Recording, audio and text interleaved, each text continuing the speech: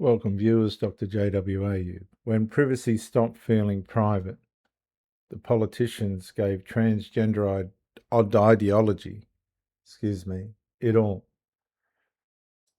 The restoration demand. A failed protection cannot be repaired by softer language. It must be restored at the governing level. For 13 years, biological women have carried the clinical cost of a contradiction the law created. Co-governance did not settle the boundary. It traumatized the boundary. It made women scan, calculate, self-silence, withdraw, and prepare. And that's not privacy. That's survival behaviour. The remedy is not more negotiation. The remedy is biological sovereignty.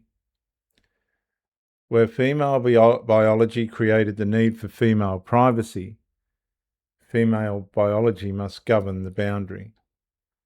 And anything less leaves women inside permanent nervous system conflict. Female privacy cannot heal while identity governance remains inside the boundary. A refuge cannot restore safety while women must assess whether the institution will defend female biology. A change room cannot restore privacy while exposure remains negotiable.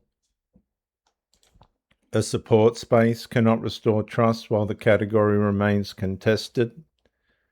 And the body cannot stand down while the law keeps the contradiction alive.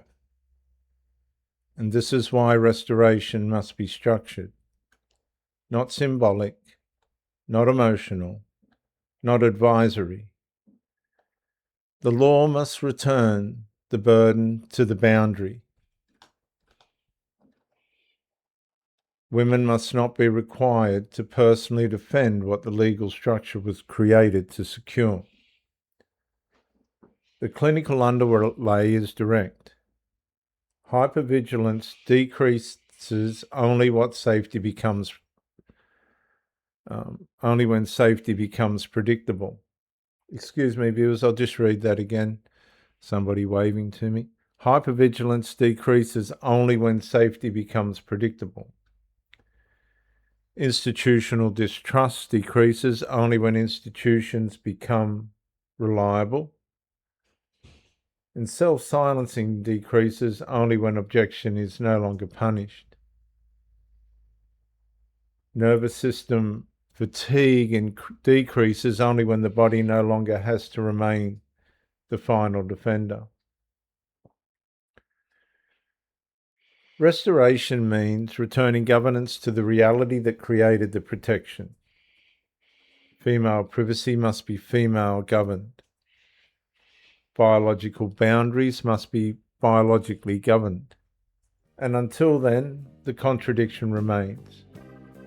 As long as the contradiction remains alive within law, women will continue carrying what the law has abandoned.